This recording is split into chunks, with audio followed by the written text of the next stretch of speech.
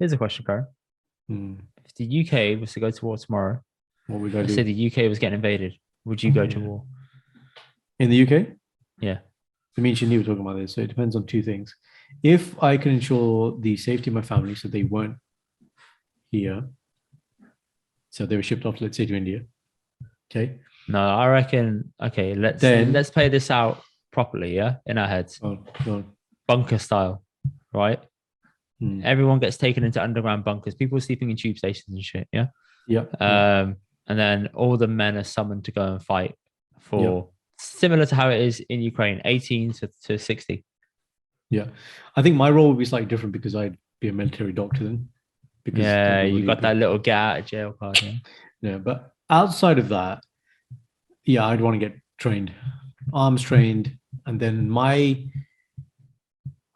what I perceive that I would do is focus on in small groups of us, focus on guerrilla warfare, like the Vietnam War. So just it's a big force coming to invade. Focus on small things where you can have impact and move on. It's not sexy, but it works. That's See, what I focus on. I don't know if I would But, but where would you go because if you can't leave? What would you do? I don't know. I genuinely have no idea. But I'd be really, really torn to fight for the UK because the UK just doesn't love minorities, man. It just doesn't. Even though people feel patriotic about it and stuff, I get it. But it's sort of like a not what have you done for me now kind of thing. It's more so the relationship that you've built with the minority people has just been pissed on time and time again. And when you need us to come through, we'll come through for you. And then it will go back to the old arrangement. It would just go through that cycle again and again. So why would you want to? I get if you're forced to, that's fine, right? But Description. it's more so you've worn people down to a point where like if you've got a bad relationship of some sort and you're stuck in that bad relationship and you're forced to be there forever because you're there for the kids or whatever, man. It Mm. just seems like even though things have gotten difficult for both of us now and you need me in this moment, why should I be there for you when you were so bad to me up until this point? See, that's why I take issue in that last point you said when you've been so bad to me. If I look at my life now as a minority living in the UK, 31 years of age, UK's giving me everything. When I say me, I mean our people, like Yeah, but that's ethnic minority too hard. people. That's too hard to extrapolate for me. What's my personal experience of that? I can generalize and be like, oh, It's it's not not. great. It's not too hard for you, Goran. No, but Me and you you were ask. lucky Let enough. me ask you the Hang on, question. hang on. How hard is your life? Yeah, How hard has your life exactly, been? exactly. But Mm. that doesn't mean that I can't understand and You accept can that life has been difficult for understand. other You can people, understand, but and equally, to I can me, acknowledge that stuff like that wasn't. I can acknowledge that all of those things were not fixed and they were not cleaned mm, up, or they were not acknowledged, or they were not, you know, even just things were not cleared up. Nothing was ever cleared up. It's just swept under this big ass carpet, and that's it. We'll just move on again and again. And no lessons have been learned. Nothing's changed. Nothing's gone differently. It's all still deep rooted in there. The top level stuff has changed. That's great, but the deep rooted issues still lie. That's where I take issue with it. I'm lucky, and you're lucky too, that we haven't had to deal with a lot of that shit. I understand that, but that mm. doesn't mean that the love I have for this nation or how we've been treated should equate to my personal experience. It should be a holistic experience across what everybody else has had. Yeah, I disagree. To me, that's a cop out. It's if my experience is affected by it, then I have something to say. Otherwise, why would I live here? Like you have no right to live here. You should just go live somewhere else. Is my viewpoint on that. Why though? If I'm gonna live here, then yeah, I will protect it because this is my home. That's my viewpoint on it. No, I don't know, man. No, no, I your don't. viewpoint is your viewpoint. That's fine. No. I'm just trying to explore this a little bit more. I don't think it's that simple of like, well, don't live here then, because where else am I supposed to go? That's up to you, isn't it? That's where do you affiliate with? And it's this question you asked. We asked on the weekend. It's like, okay, where would you defend? And you said nowhere, which Nowhere. doesn't make Yeah, any. exactly. Yeah, but Nowhere. that doesn't make any sense to me. Which means you have no affiliation with anywhere. Then, so what do you Which call is home? genuinely sometimes how I feel about just living in this country. I don't know. The only people I would defend are my friends and family. That's pretty much it.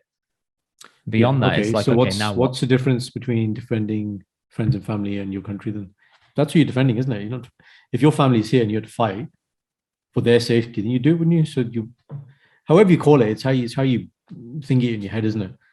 Call it friend and family. If I'm finding my country here, then I would think, okay, it's for the safety and equality, not equality, for the freedom of friends and family, so they can live, you know, freely. Yeah. I think it's how you make it right in your head. Um, you obviously must or would fight for something.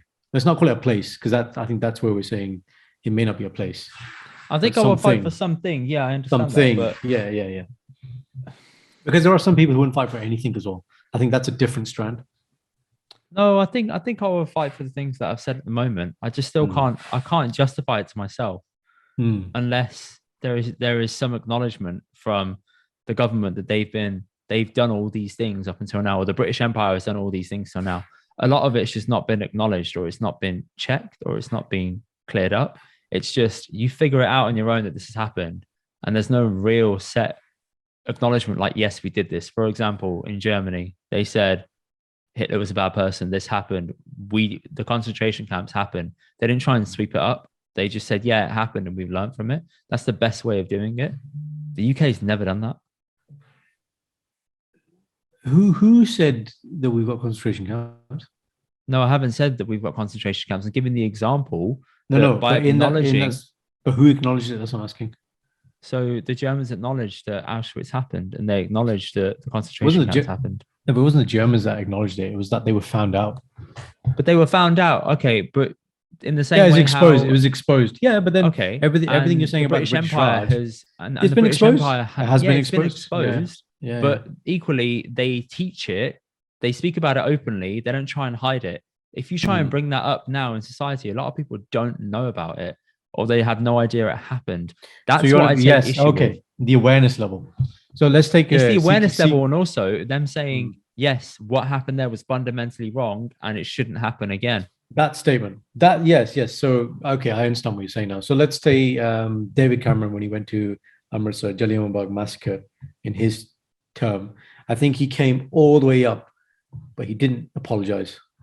That's where I take issue with it. Right? I'm like, Yeah. No. fucking Okay. apologize. Like you're here now. Like just what is how does that What's deposition stopping you from you in the saying world? sorry right now? Yeah, and it doesn't Right? deposition. Yeah, I Or agree with that. even how Sikhs have begged to be shown the extent that the British intelligence was in cahoots with the Indian intelligence ahead of 1984.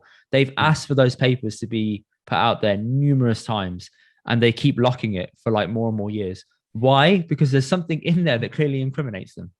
Something, Mm, right? mm, The same way how Windrush happened. I mm. understand now that how it all happened and why it happened, but they still let it go through, and it still went ahead.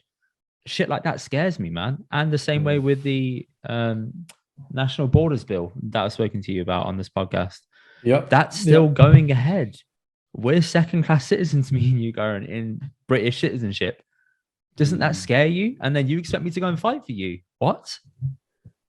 So I'm a Mm. second class citizen, but I'm a real citizen when you want me to be your citizen. But then when I don't want that taken away, or if I'm asking you to treat me the same, you won't do it. So why the fuck would I fight for you then? See? Again, it's who you're saying you're fighting for. If my I friends and know. family I here, I'm gonna live understand your here. point of who you're fighting for, but Yeah, that's yeah. that's It's the part what that you I call it take though. issue Yeah, with. yeah. Calling it this is does not fit in with your thinking. Which look, that final point. That's a good point. That's a good point.